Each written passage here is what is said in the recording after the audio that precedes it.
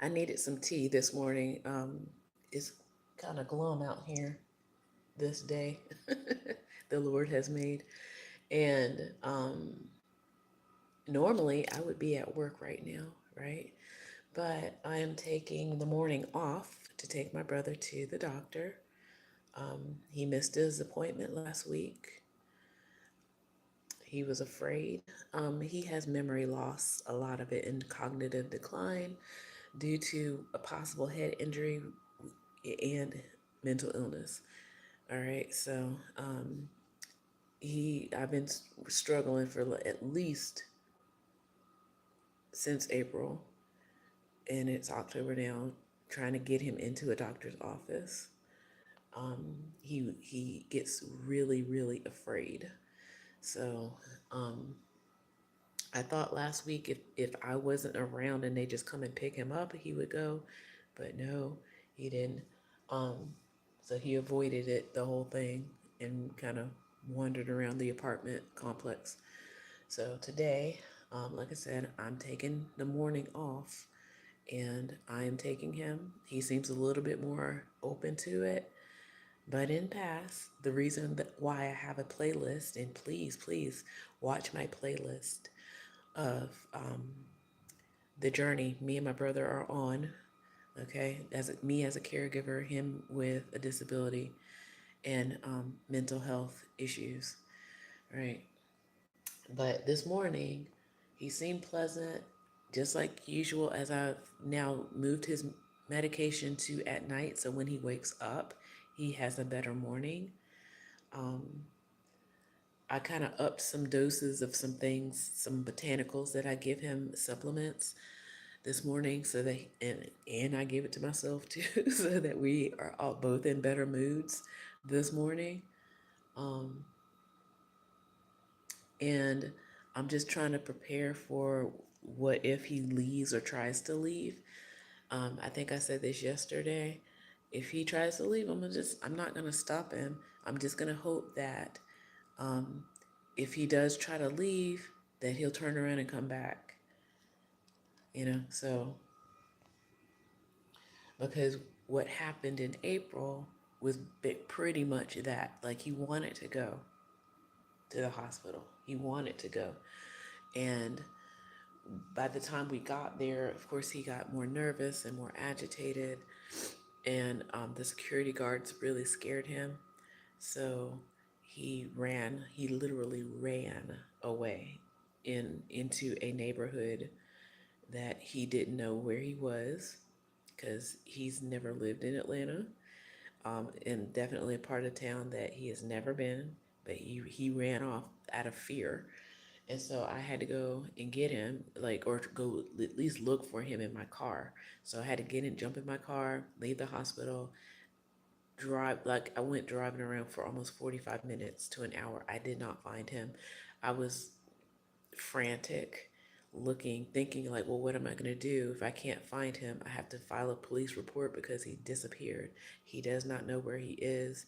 He barely could remember anything about himself. Um, but as I went back, and I was just like, well, let me just go back to the hospital one more time to see. Um, that's when they told me that he came back on his own, but he couldn't check himself in properly. Um, because the thing is, he couldn't remember his birthday, and this is legit, y'all. He could not remember his birthday. He almost barely remembered his first name. I mean, he does know his first name, but um, he struggled because when you're in a fear state of mind, um, a lot of people don't realize this, and this is what I teach my students, by the way. So when you go into fight, flight, freeze, or fawn, you literally, lose executive functioning. And if there is somebody who is already dealing with cognitive issues, they already lose the little bit of executive functioning that they have. Like they just, you know, I call it glitching out. So he pretty much he knew he needed to go to the hospital. He took himself back. He could not remember his birthday. He did not remember his social security number, any of those things that he had normally remembered when he was missing. Because, yeah, he went missing for about 2, 3 years. Um, he confused his birthday with our brother's birthday. So they were kind of close. And that's kind of also where I had to kind of unstick a lot of situations because um, when he got entered into the hospital, he mentioned another date that is our brother's date of birth, and they never fixed it. And so those are those little things that you kind of have to. It's a burden as a caregiver where you're just like, well, dang, I gotta go and fix this, and then I gotta go fix this, and then they won't give me the paperwork because that's not the right birthday. All of those little weird things like that where legally he has autonomy for himself, right? And he should. But if he does not have the mental capacity, and I thought about all of the legal things to do, um, one of those or a few of them make me uncomfortable because um, a lot of it is a financial responsibility that I just can't afford to give him. Okay. So, yeah, I pay for this apartment. I have my own home, but I pay for this apartment as best I can. Let me do a quick, spin around. Um, and I pay his bills. He is on SSI, but that doesn't pay a lot in a city like Atlanta. Okay. So I'm doing the best I can do. Hopefully, maybe social media can help me out with, financing a little bit more, especially with this presidency. I'm just going to be honest. Um, a lot of people are suffering with higher food cost, for which, oh yeah, that reminds me. Yeah, he tried to throw out some more food this morning. That I made him, bought him, cooked him. So luckily I saw it and I was like, you know what? You're gonna try to throw it away? It's mine now. So I'm eating it myself. And that's basically what I told him. It's like, look, we can't just be throwing food away.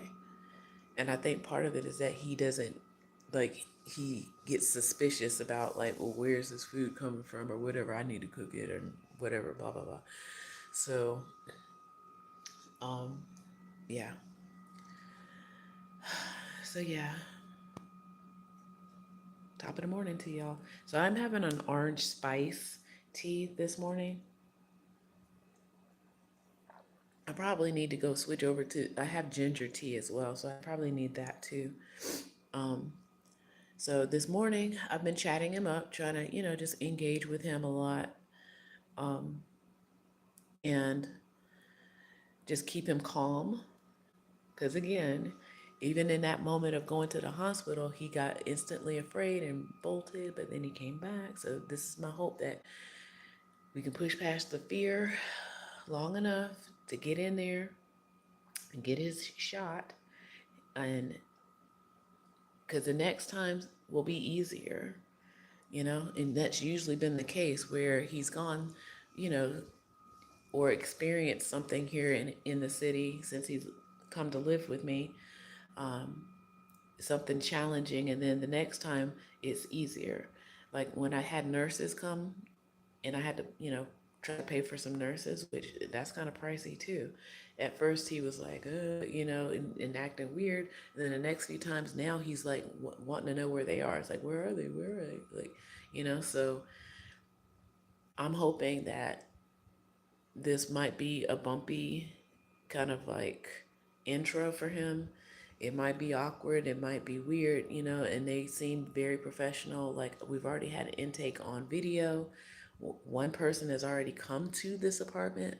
So the next step is he has to go into the clinic now to talk to them, talk to the actual doctors and stuff. And that's where, again, I know he's not going to want to talk to them. He's going to shut down. That's why I'm going to be there.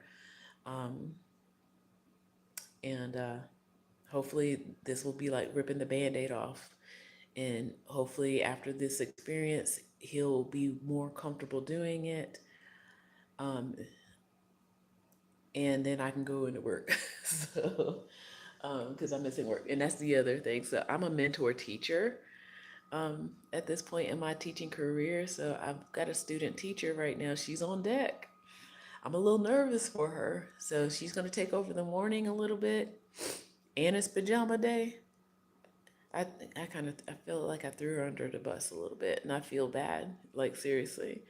The kids are sweet though, but I tried to warn her and my other co-teacher. It's like, listen, when I'm not there, they're gonna try y'all. They're gonna see like how far they can push your buttons.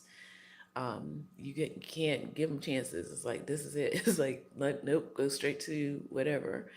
Um, so yeah, so hopefully the morning will be smooth and I'll be in the afternoon no matter what happens with my brother because I will say this, the clinic is walking distance. That's yet another bonus here.